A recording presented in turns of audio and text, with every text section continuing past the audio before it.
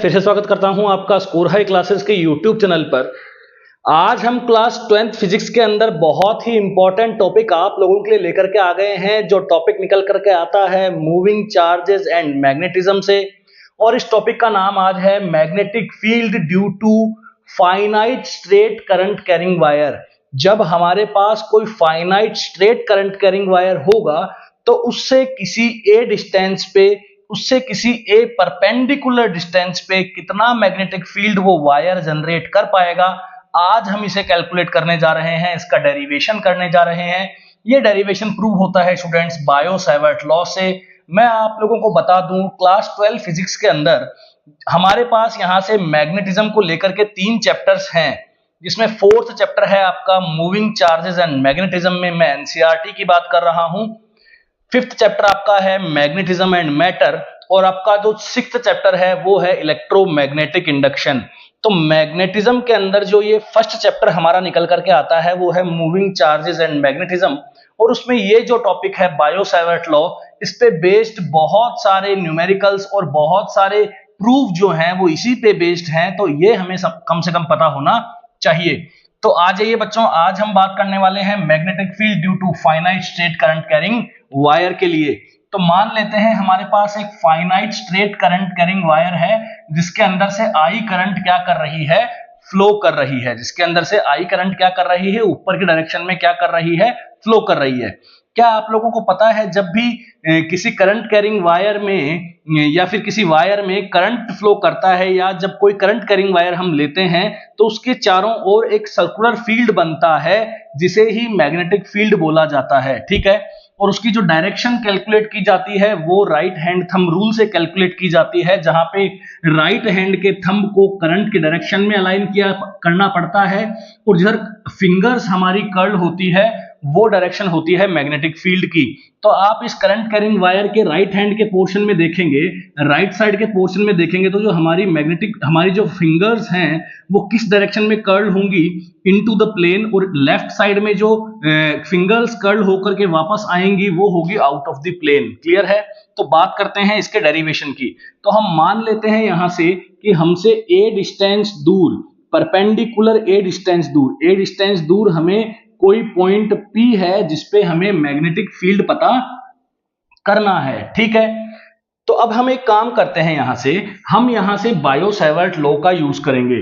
Here we will use the Biot Savart law. हम यहां पे बायो-सैवर्ट लॉ का यूज करेंगे। क्या आप लोग बायो-सैवर्ट लॉ जानते हैं? बायो-सैवर्ट लॉ होता है dB is mu not upon 4 pi ideal sine theta upon r square. I hope यहां तक आपको समझ में आ गया होगा, ठीक है। ये हमारा बायो-सैवर्ट लॉ है। जब हम इसे वेक्टर में नहीं लिखते हैं तब ये ऐसा एक्सप्रेशन निकल करके, मैग्नीट्यूड का एक्सप्रेशन निकल करके आता है, ठीक।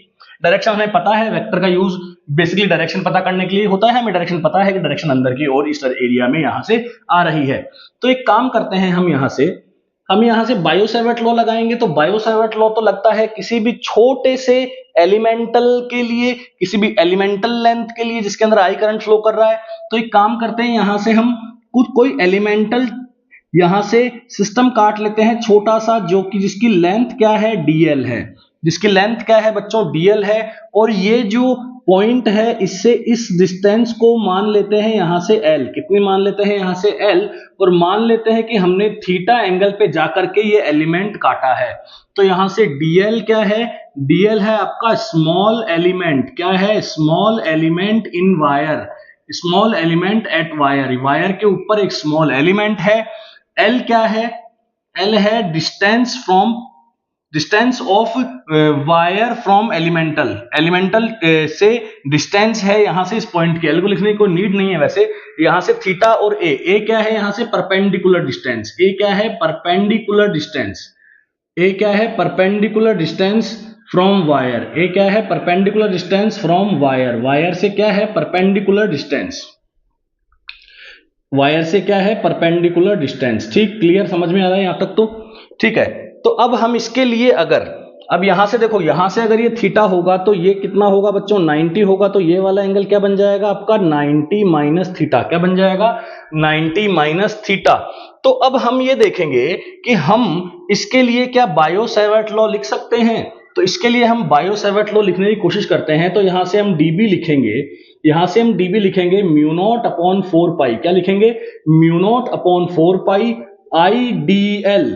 I D L, I current है, डीएल क्या है, यहां से छोटा सा एलिमेंटल लेंथ है। और यहां से जो ये जो आप ध्यान में देखोगे जो थीटा होता है, ये जो थीटा होता है ये क्या होता है आपके पोजीशन वेक्टर और डीएल वेक्टर के बीच का एंगल। यहां से लिख लेंगे, यहां से जो थीटा होता है वो क्या होता है, angle between position vector, angle between position vector and DL vector. तभी तो इसे बोला जाता है डीएल क्रॉस आर। क्या बोला जाता है इसे, डीएल क्रॉस आर। ठीक है, तो डीएल और आर वेक्टर के बीच का, तो इस डिस्टेंस को क्या ले लेते हैं, यहां से आर ले लेते हैं। ये क्या हो चुकी है एल, ये क्या हो चुकी है ए। तो यहां से ये क्या है 90 माइनस थीटा एंगल है। क्योंकि देखो जब भी हम यहां से ये बायो सेवर्ट लॉ लगाते हैं तो ये डिस्टेंस क्या होती है, यहां से आर होती है और ये वाला एंगल लिया जाता है। ठीक है, ये वाली डिस्टेंस क्या होती है, आर होती है इस पी पॉइंट की, और हम कौन सा एंगल लेते हैं, ये वाला, और यहां से एक डीएल काटा जाता है। ठीक, तो हमें ये वाला एंगल लेना होगा।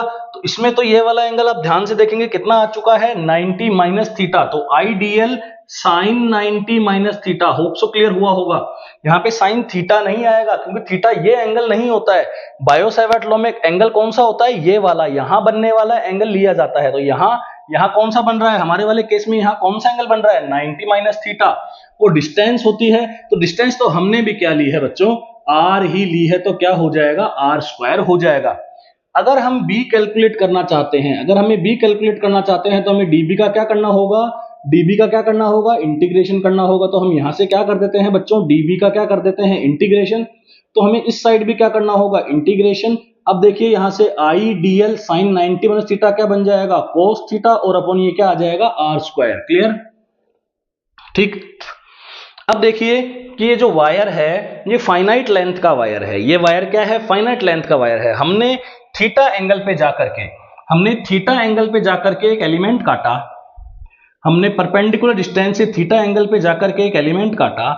लेकिन हमें ये पता है कि यहां पर ये वायर क्या हो रहा है, एंड हो रहा है, और यहां पे क्या हो रहा है, एंड। तो ये क्या है, इसके एंड पॉइंट है, एंड पॉइंट है, तभी तो ये क्या है, फाइनाइट है। अगर ये इनफाइनाइट होता, ध्यान से सुनो, अगर ये इनफाइनाइट होता तो इसके एंड पॉइंट क्या हमें मिलते क्या, जी नहीं, हमें इसके एंड पॉइंट नहीं मिलते। ये कहां तक जाता, इनफाइनाइट तक, दोनों डायरेक्शन में चला जाता। ठीक, तो अगर हम यहां से बात करें तो मान लेता हूं कि मैं ये जो पहला एंड पॉइंट है इसका ये है यहां से थीटा या फिर फाई 1 एंगल पे है। किस पे एंगल पे है, फाई 1 एंगल पे। और ये वाला जो इसका एलिमेंट यहां से जो एंड पॉइंट है वो ये कौन से एंगल पे है, फाई 2 एंगल पे। ये कौन से एंगल पे है, फाई 2 एंगल पे। समझ में आ रही है आप लोगों को बात, ये इतना सा थीटा है, ये फाई 1 है, और ये आपका क्या है, फाई 2। तो आप बताओ मुझे यहां से जो लिमिट लगेगी, यहां से जो लिमिट लगेगी वो क्या लगेगी, क्योंकि देखो डायरेक्शन चेंज है ना, इस डायरेक्शन को तो हम क्या बोल रहे हैं, यहां से ये एंगल कैलकुलेट कैसे हो रहा है, क्लॉकवाइज डायरेक्शन में, और ये वाला एंगल कैसे कैलकुलेट हो रहा है, एंटी क्लॉकवाइज डायरेक्शन में। ठीक, तो हमें यहां से लिमिट लेनी होगी -φ2 से प्लस के φ1 की। यहां पे लिमिट क्या लगेगी, -φ2 से प्लस के φ1 की। लेकिन यहां पे एक प्रॉब्लम है, हम डायरेक्ट यहां से लिमिट यूज नहीं कर सकते हैं। मैं बताता हूं यहां पे प्रॉब्लम क्या है। देखो आप ध्यान से देखो, हमें इस डीएल को चेंज करना होगा, क्योंकि हम यहां पे लेंथ की लिमिट नहीं लगा रहे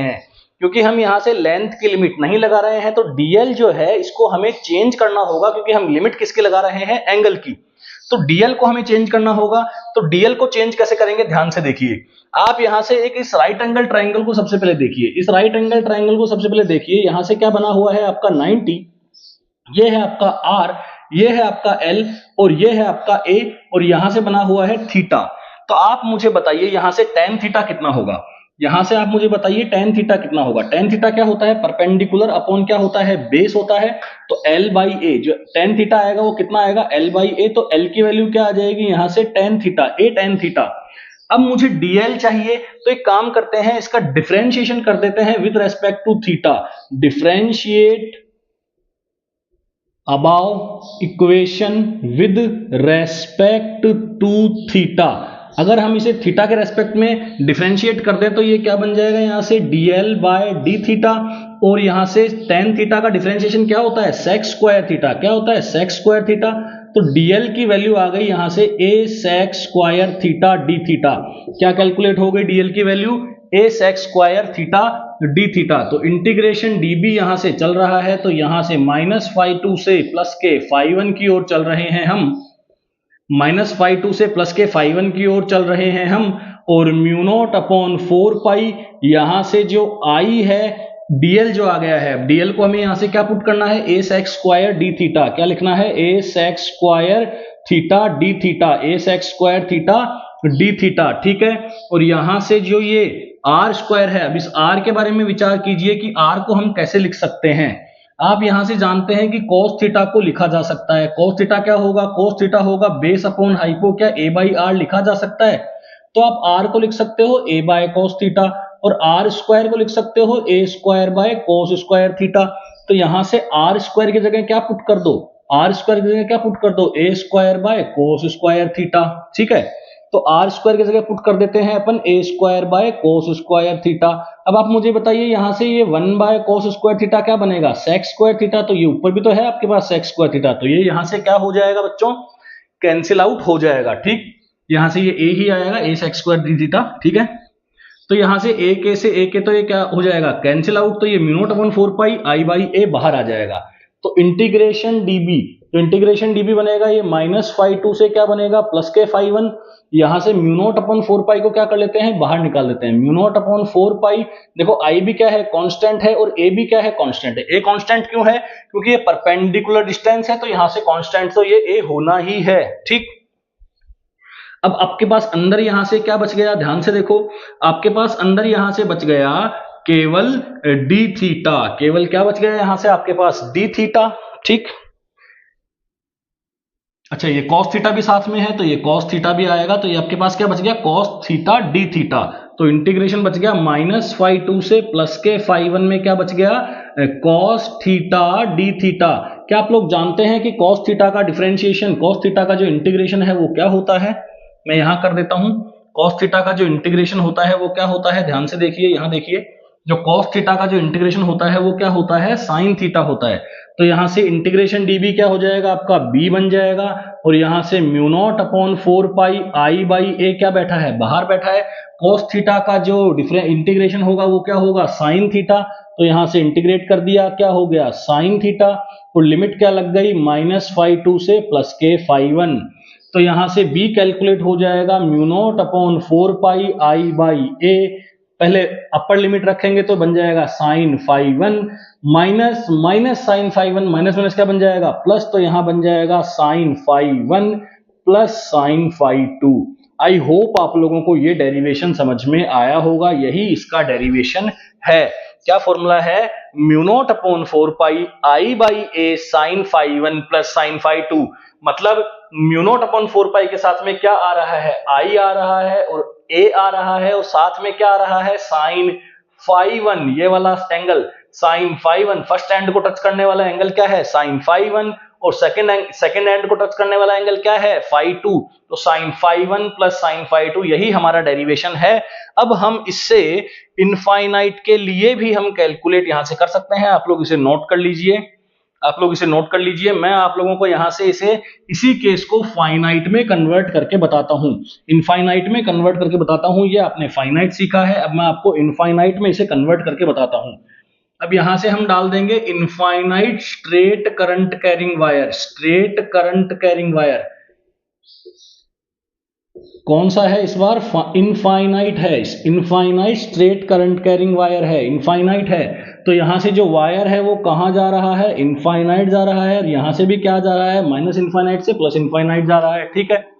ये a क्या है, इसकी परपेंडिकुलर डिस्टेंस है, ये p पॉइंट है, उस पे मैग्नेटिक फील्ड पता करना है। लेकिन यहाँ पे अपन फॉर्मूला क्या लगाएंगे, b is equals to mu not upon 4 pi I by a sine φ1 plus sine φ2, ठीक। समझ में आ रहा है यहां तक। अब हम ये कैलकुलेट कर चुके हैं, लेकिन आप मुझे बताइए कि जो यहां से जो एंगल φ1 एंगल बनेगा वो कितना बनेगा। यहां से फाइनाइट तो है नहीं, तो रुकेगा नहीं, ये तो जाता जाएगा जाता जाएगा जाता जाएगा। तो ये φ1 कितना हो जाएगा, 90 डिग्री हो जाएगा। तो φ1 की वैल्यू कितनी हो जाएगी यहां से 90 डिग्री। और आप मुझे बताइए कि जो φ2 होगा उसकी वैल्यू कितनी हो जाएगी यहां से, φ2 की वैल्यू भी कितनी हो जाएगी यहां से 90 डिग्री, क्योंकि ये एंड मिलने वाला नहीं है तो एंगल बढ़ता बढ़ता बढ़ता बढ़ता कितना बढ़ जाएगा 90। तो φ2 की वैल्यू भी क्या हो गई यहां से 90 डिग्री। तो b कितना हो गया आपका μ0/4 pi I by a, sine 90 plus sine 90, sine 90 1 plus 1 कितना हो जाएगा 2, तो μ0/4 पाई 2i बाई ए। बस यहां से सिंपल तरीके से सॉल्व हो चुका है। μ0/4 पाई 2i बाई ए, ये आपका केस लगेगा इनफाइनाइट के लिए। और ये वाला जो फॉर्मूला आपके एप्लीकेबल किसके लिए रहेगा, finite state current carrying wire की वजह से बनने वाले मैग्नेटिक फील्ड के लिए। आप लोग ऐसे ही वीडियोस को देखते रहिए और सब्सक्राइब करके शेयर कर दीजिए। आपको बहुत सारा कंटेंट मैं आप लोगों को यहाँ पे फ्री में प्रोवाइड करवाने वाला हूं। Thank you so much, keep watching.